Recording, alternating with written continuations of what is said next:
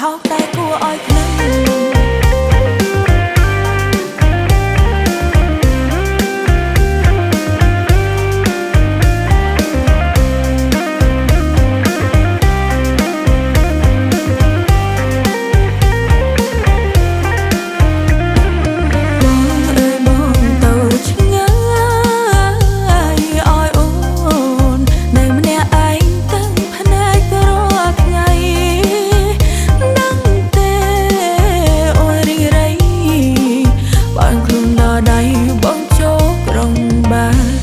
សុំតុងយ៉ាងណាហើយបងអើយអូនណា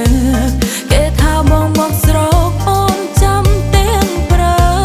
តែបងមកមានគ្នាឈឺចាប់ជាងពួកចា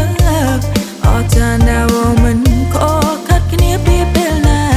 ថាបងទៅហើយអើយត្រានត្រៃកុំបកក្រោយវិញសោយសុខនៅទីនោះចោលបងស្រីបងជាអ្នកភ្នំពេញក៏បងគេមើលទៅធំល្អសាច់សោកបាល់ពួរអត់ខ្លាញ់ត្រូវថែបរបស់